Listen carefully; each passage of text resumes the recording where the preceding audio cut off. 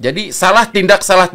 Nah, seperti itu. Tapi tetap pada batas-batas yang normal, tidak untuk melukai dan sebagainya, tidak. Hanya melepas mereka di titik setar. Setelah itu kami hanya melihat punggung. Dan ada satu momen yang seumur-umur saya ikut melatih, baru kali itu saya melihat punggung mereka jalan, saya menangis.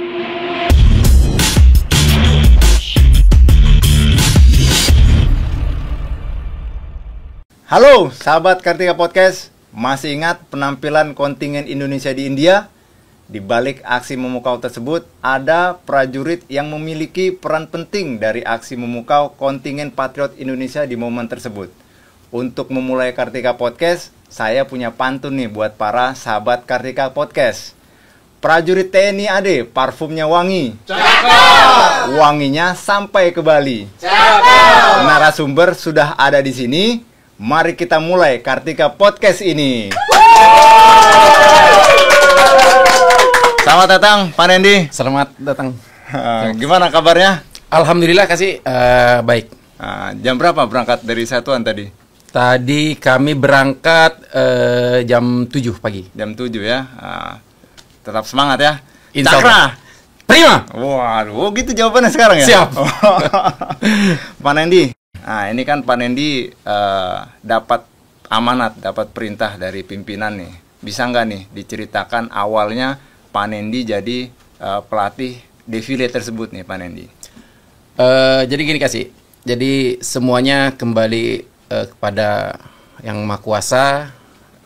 Ya, semuanya tidak terlepas dari peran yang di atas bisa menunjuk kami tergabung dalam kontingen Patriot. Pada saat itu kami melaksanakan pelaksanaan persiapan 5 Oktober di Monas, dan kami ada waktu itu dari Kasih Op Divisi menyampaikan, kamu siap atau tidak untuk bergabung dengan kontingen India? Ya, kami menyampaikan bahwa kami adalah prajurit. Jadi kapanpun kami diperintahkan, kami siap. Seperti itu. Dan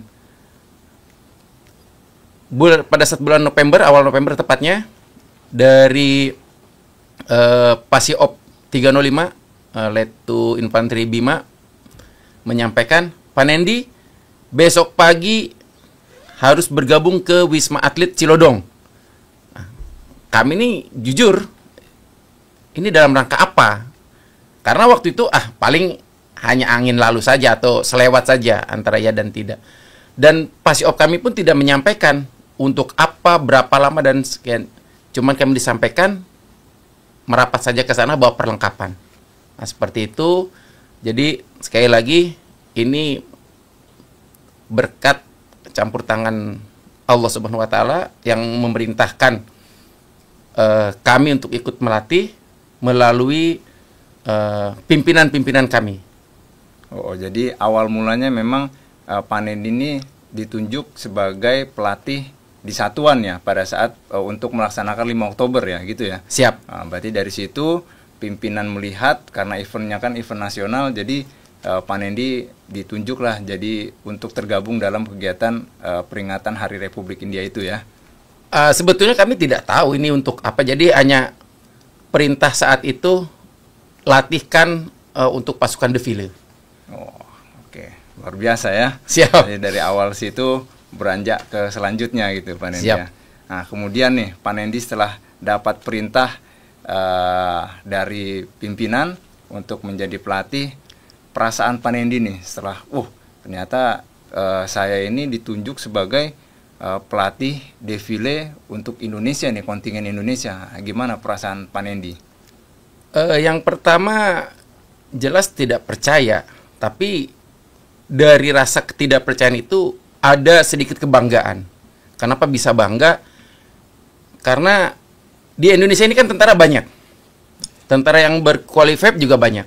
Tetapi kenapa bisa satuan kami yang ditunjuk dan satuan kami juga menunjuk kami untuk bisa melatih pasukan kontingen Patriot?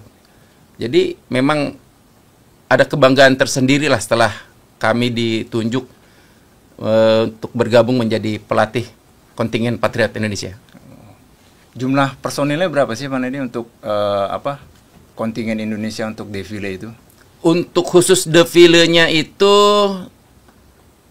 144 untuk pasukan, ditambah waktu itu perwiranya 5 untuk perwira. Oh, itu untuk peserta ya? Untuk peserta. Nah, untuk pelatihnya Pak Nendi, selain Pak Nendi nih?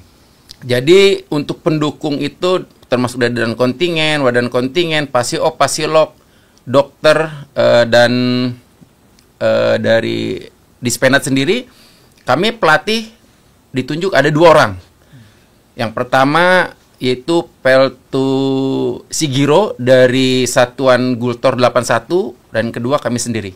Wow, berarti campur tangan semua andil ya? Siap. Nah, ada dari Kostrad, ada dari Kopassus juga Pak Nendi. Siap, ya? betul. Nah, kemudian bisa nggak nih Pak Nendi ceritakan latihan apa aja nih yang dapat menunjang kegiatan defile tersebut nih Pak Nendi? Kalau jenis latihan secara umum pasti samalah dengan yang lain, kasih. Jadi yang pertama jelas fisik dan mental yang harus kita utamakan. Selain kedisiplinan, karena nonsen akan pasukan akan berhasil tanpa 3 faktor itu. Kenapa harus disiplin? Karena memang pasukan PBB itu harus menurut akan perintah. Jangan sampai nanti perintahnya hadap kanan, dia hadap kiri. Jelas menyalahi aturan. Termasuk tempo yang digunakan. Awal mulanya kami juga kaget karena tempo yang digunakan di India itu 120, dan itu jadi kendala pada saat kami melaksanakan latihan. Karena awal mula latihan itu kami menggunakan metronom 96, terus kami minta referensi tempo lagu yang digunakan oleh Lokananta itu menggunakan 112. Otomatis kan harus agak dipercepat untuk angkatan kaki tidak terlalu tinggi. Berjalannya waktu, kunjungan mulai dari pimpinan atas, mulai dari Wakasat, Asop Kasat, Asop Panglima TNI, sampai Panglima TNI sendiri pun memberikan koreksi bahwa yang kami gunakan itu masih jauh karena tidak sesuai dengan beat yang digunakan di India. Nah, ternyata di India itu menggunakan metronom 120 per menit. Otomatis tempo, kecepatan, angkatan kaki itu pasti seluruhnya berubah. Nah, jadi dengan masukan itu kami terus berlatih, menyesuaikan sampai dari Kapus Permildas sendiri dari Mabes TNI itu datang dengan timnya. Waktu itu ada Kolonel Aritri, terus Letu Abjad, Mayor Abjad, terus Letu Purwanto. Mereka sampai menghitung beat yang kita gunakan selama latihan di Sentul. Ini sudah 120 atau masih kurang. Setiap latihan kami diambil video, diambil gambar, dan dilaporkan ke satuan atas kepada pimpinan. Setelah ada koreksi disampaikan lagi ke kami perubahan sampai menemukan sampai klop 120 per menit.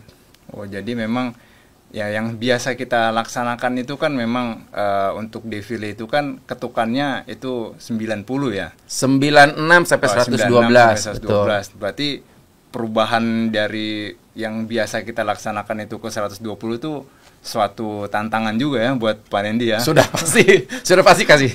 Siap. Jadi memang agak susah sampai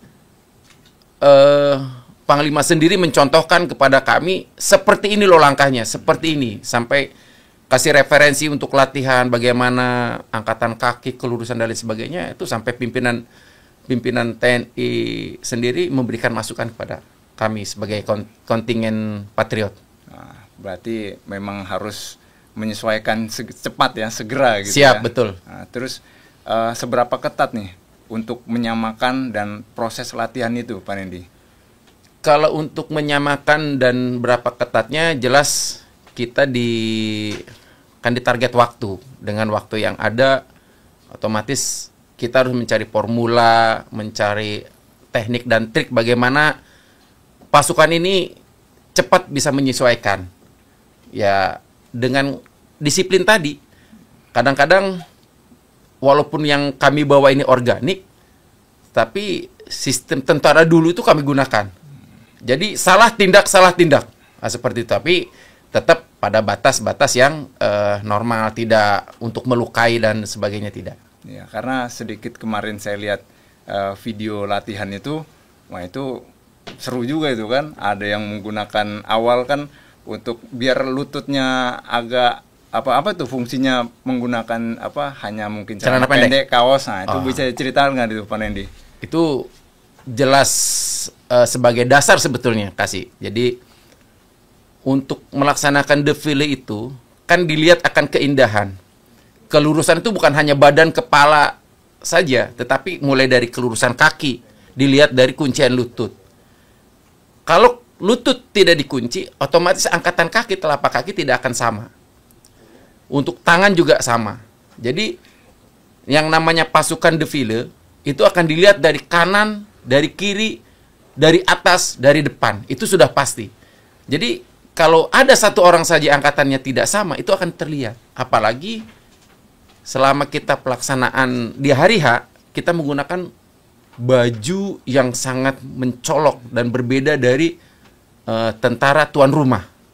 Menggunakan baju kehormatan, warna merah dan warna putih. Celananya warna putih, untuk tutup kepalanya menggunakan pet dan ada jambulnya. Jadi ketinggian dan seragaman itu mutlak hukumnya. Oke, monitor Panendi. Berarti memang ketatnya latihan itu ya berawal dari kedisiplinan itu. Siap, ya. Betul. Kedisiplinan prajurit itu sendiri. Nah, berapa lama sih proses latihannya itu Pak Nendi? Dari mulai awal pembentukan personil, kemudian pelatih, sampai dengan pelaksanaannya Pak Nendi? Awal mula kami dikumpulkan itu awal bulan November.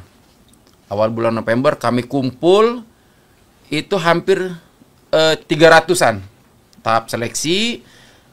Setelah diseleksi kami siapkan 144 untuk pasukan dan cadangan.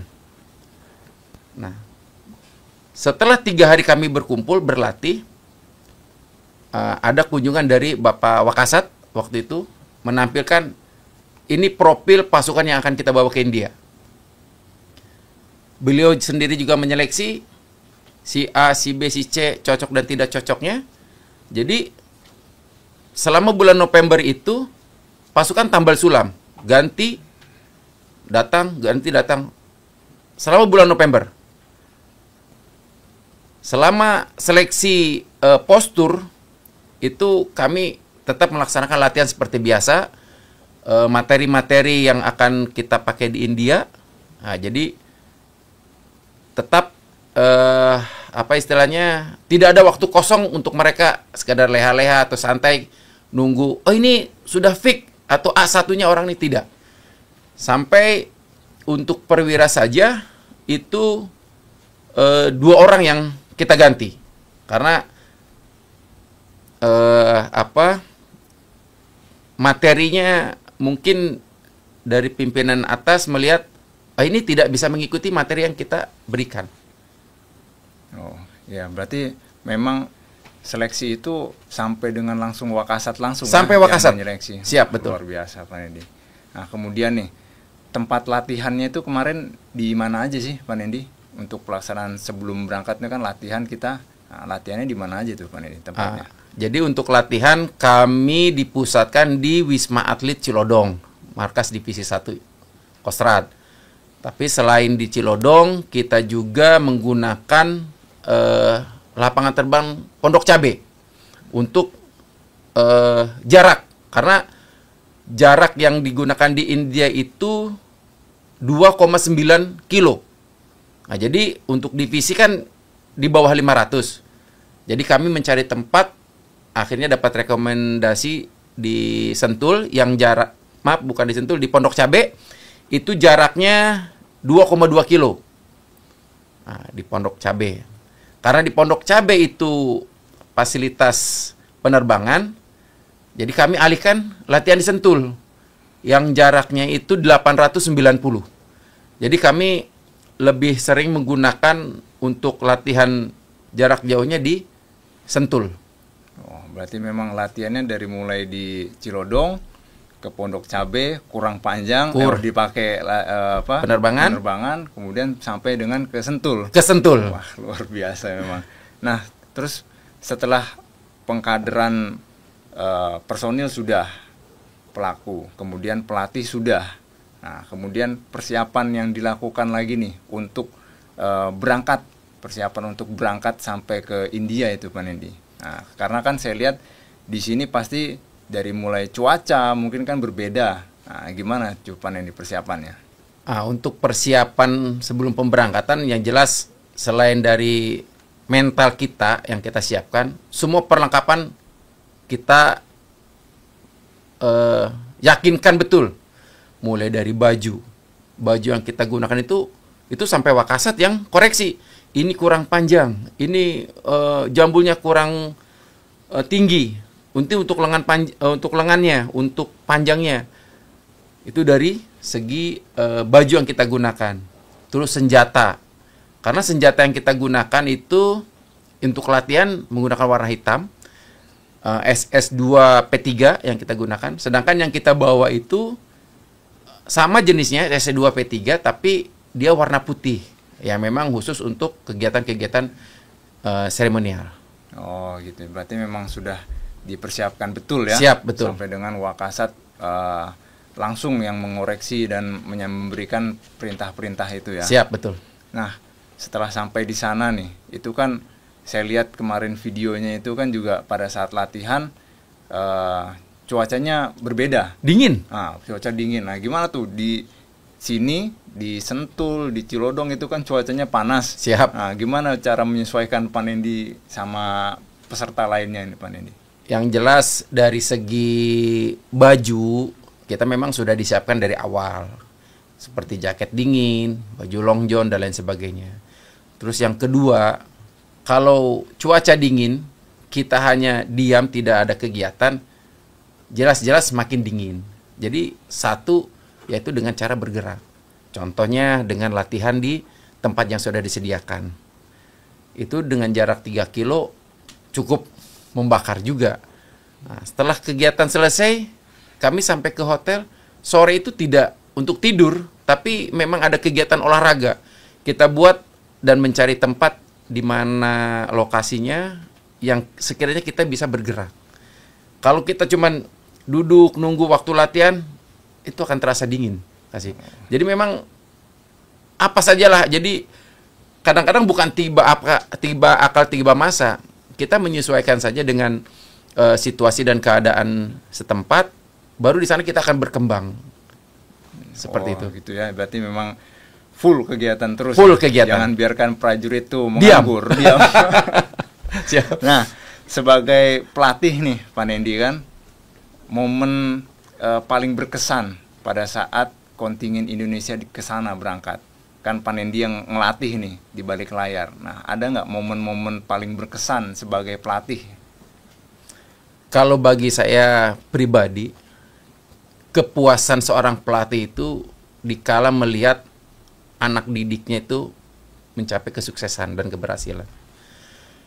Pada saat hari H, kami, pelatih, pendukung lainnya, dan kontingen dan lain sebagainya, itu tidak bisa mengikuti pasukan berjalan.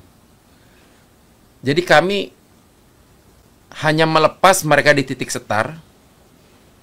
Setelah itu kami hanya melihat punggung. Dan ada satu momen yang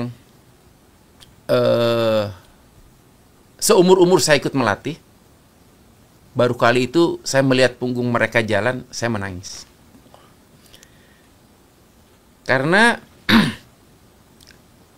memang ada suatu kebanggaan, tanggung jawab dan sebagainya.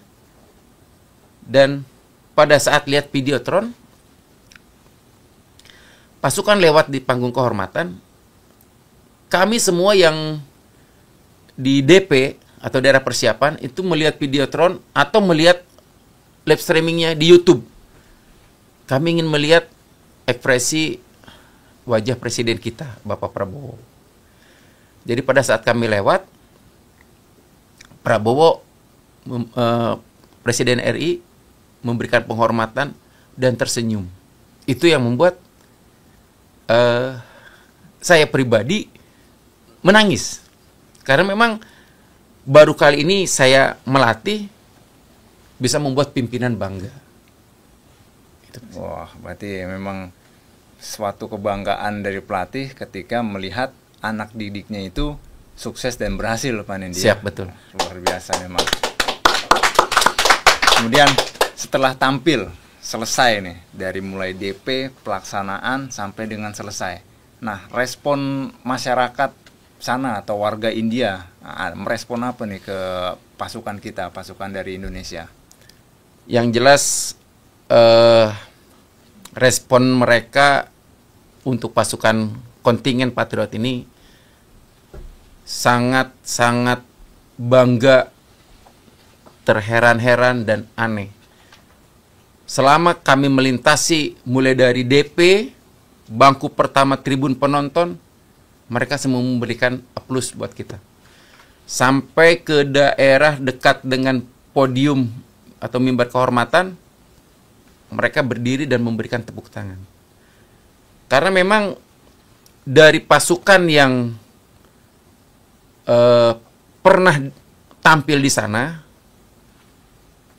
hanya pasukan kita yang ibarat katanya berbeda dengan pasukan negara-negara yang sudah pernah diundang. Dan ini disampaikan oleh petinggi militer India kepada Duta Besar Indonesia di sana, kepada Atan di sana, dan itu disampaikan juga ke kami. Dan pasukan yang paling terbesar yang pernah dikirim suatu negara hanya Indonesia. Negara-negara yang pernah dikirim ke sana paling besar, paling banyak hanya 144 orang. Sedangkan untuk kontingen Indonesia berjumlah 353. Dan itu pasukan yang sangat besar yang pernah India undang. Dan hanya Indonesia yang baru bisa melaksanakan itu. Luar biasa ya. Nah, pada saat di sana itu pelaksanaannya hanya Indonesia saja pada saat itu kemarin. Apa ada negara lain juga, Pak Nendi, yang ikut partisipasi di sana? Untuk negara yang diundang itu India hanya mengundang satu negara. Satu negara, dan untuk tahun 2025 Indonesia yang diundang. Dan mereka menyampaikan bahwa pasukan kita memang berbeda. Kenapa berbeda? Ini penyampaian dari Atan Indonesia yang ada di sana, bahwa negara yang tahun kemarin, tahun 2024 itu, posisi mereka sama dengan kita. Setiap negara yang diundang pasti posisinya ada di depan. Tetapi beat dan metronomnya mereka tidak bisa menyesuaikan dengan India.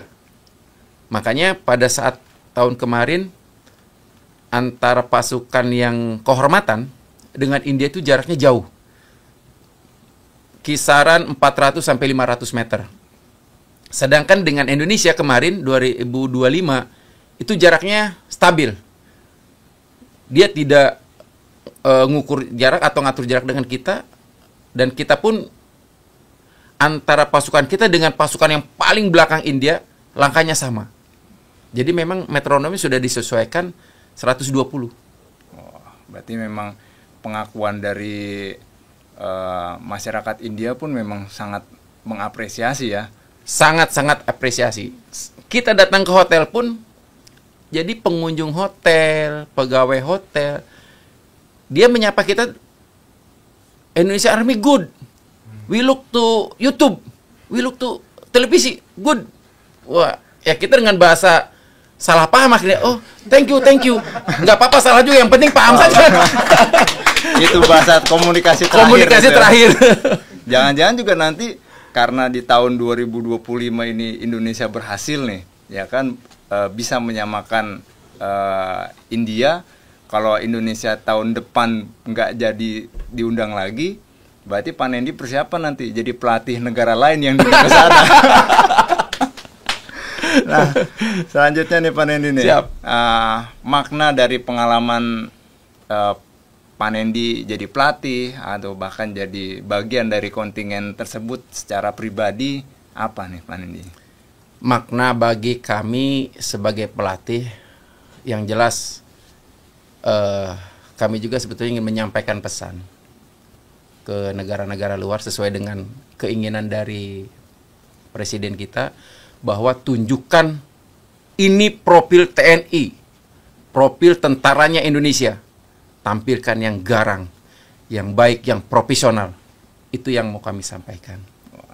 Berarti memang itu ya makna dari yang pas Pak Nendi sampaikan itu ya. Siap. Nah, kemudian nih, saya menarik juga nih sedikit mengulik histori Pak Nendi nih. Nah, sejak kapan sebenarnya Pak Nendi ini dipercaya oleh pimpinan jadi pelatih Pak Nendi?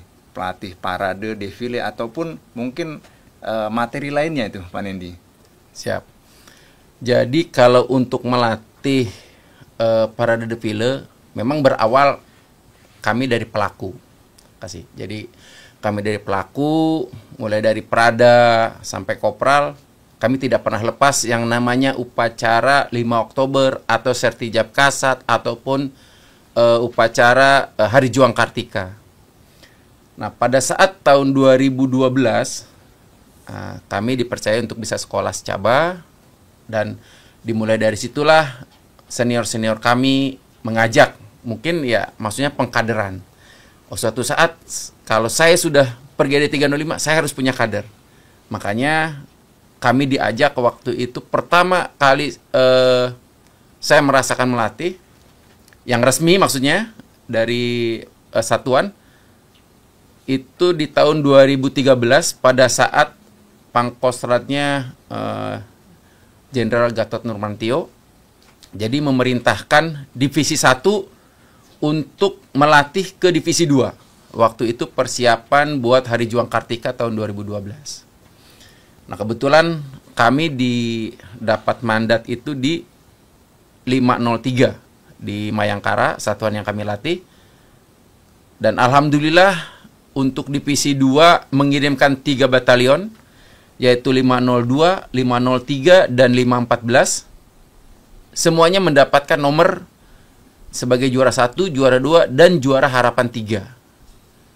Untuk tahun 2013 peringatan Hari Juang Kartika di Surabaya.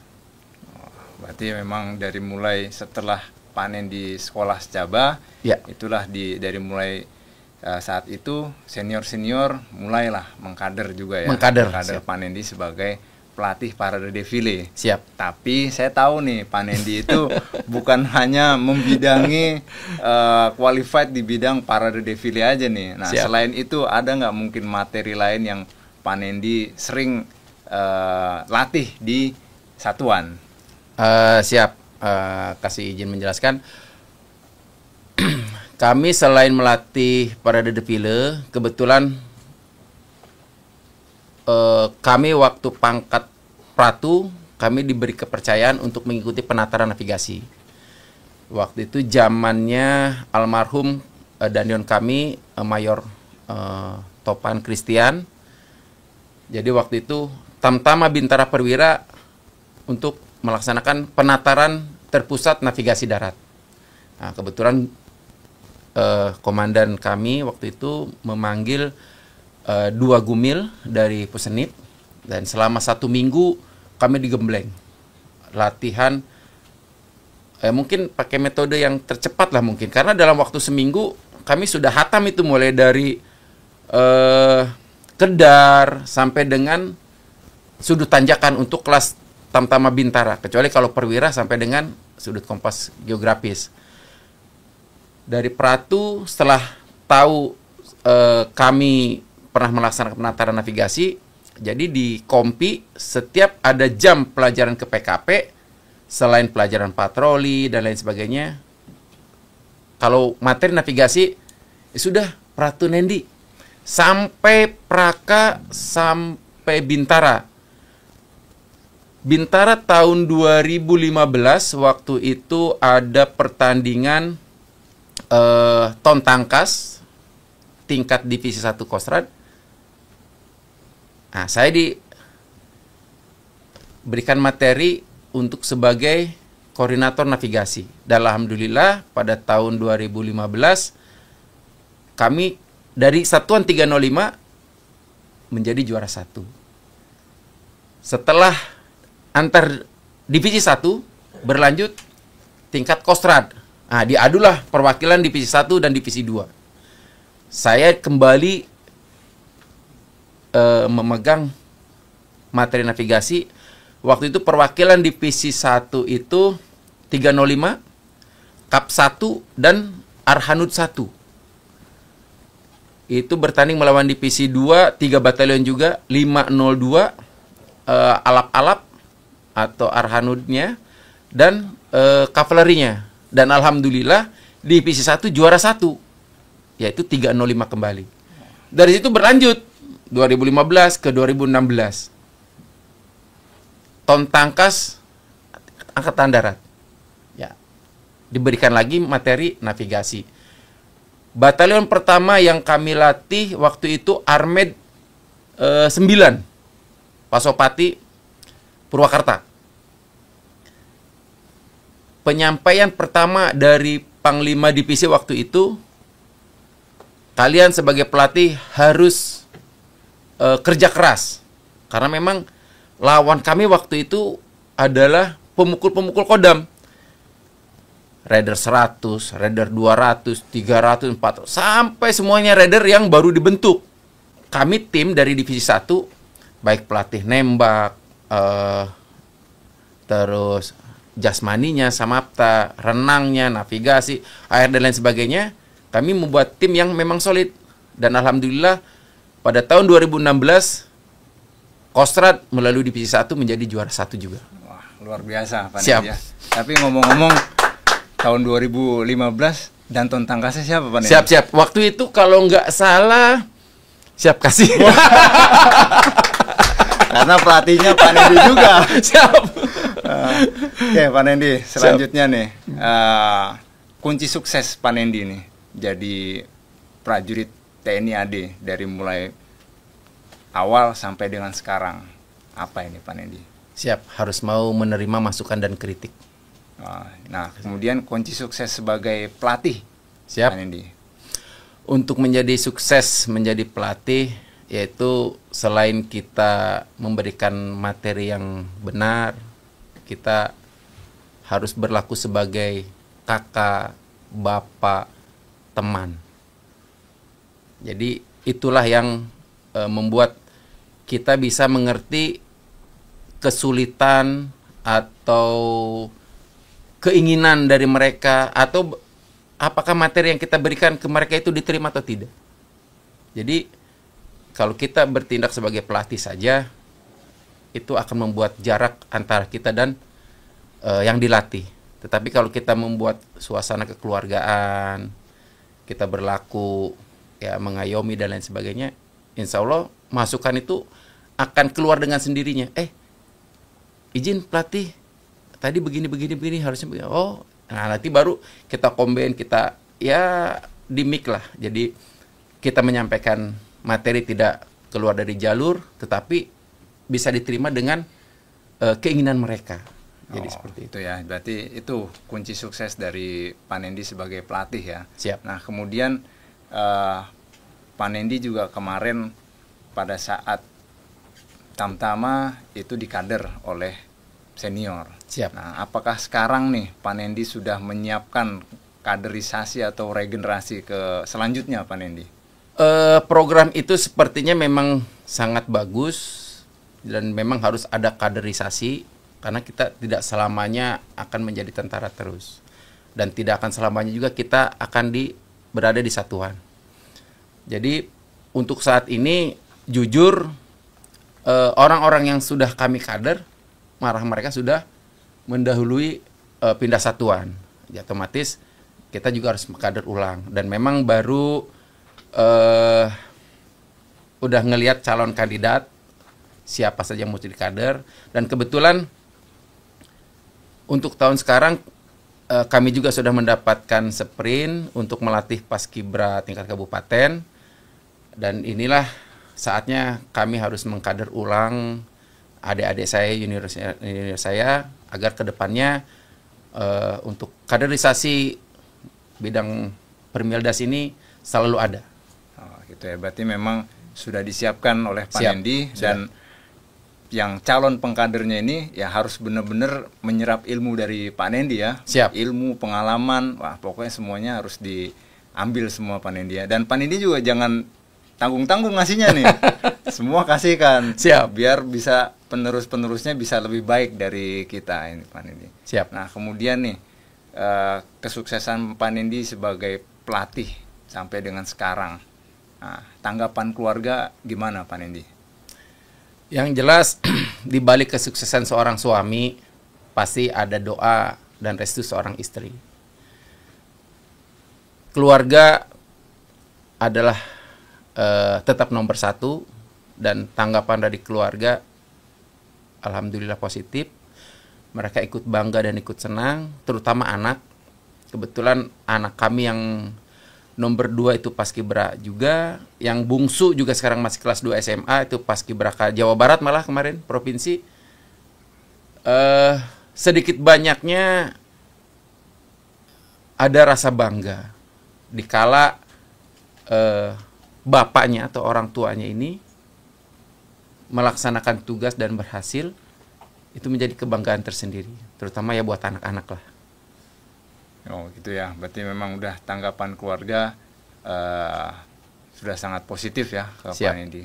Nah Pak Nendi, ada nggak nih yang mau diucapkan oleh Pak Nendi untuk pimpinan TNI Angkatan Darat khususnya?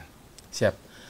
Baik, mohon izin kasih kami menyampaikan terima kasih banyak pada pimpinan-pimpinan kami yang telah memberikan kami kesempatan untuk memberikan kemampuan, memberikan dedikasi kami demi kejayaan Tentara Nasional Indonesia. Sekali lagi terima kasih banyak atas kepercayaan yang diberikan kepada kami. Nah, kemudian ada pesan dan kesan lah untuk generasi muda agar bisa terus berkarya di satuannya masing-masing, Pak Nendi. Untuk kesan dan pesan untuk rekan-rekan mungkin di satuan, kami berharap tetap jaga soliditas, tetap semangat, berlatih, ikuti arahan petunjuk pimpinan. Karena arahan dan petunjuk pimpinan itu tidak ada yang menjerumuskan kita. Wah, itu ya. Itu pesan dari Pak Nendi ya. Luar biasa nih kisah inspiratif dari Pak Nendi. Sekali lagi terima kasih Pak Nendi sudah berbagi kisah inspiratifnya sama kita. Siap. Pada sahabat Kartika Podcast. Semoga semangat Pak Nendi jadi motivasi buat kita semua untuk terus berprestasi di bidang masing-masing. Sekali Siap. lagi terima kasih Pak Nendi. Siap. Sahabat Kartika Podcast, tetap nantikan kisah inspiratif menarik lainnya, dan jangan lupa untuk subscribe dan share terus Kartika Podcast. Sampai jumpa di episode berikutnya. Tapi sebelum berakhir, saya punya pantun nih buat rekan-rekan Kartika Podcast. Prajurit tangkas kuat berlari. Cakep. Berlarinya sambil bernyanyi. Cakep. Cukup sekian Kartika Podcast kali ini. Semoga bisa bertemu di kemudian hari. Tetap semangat, tengkorak. Cakra.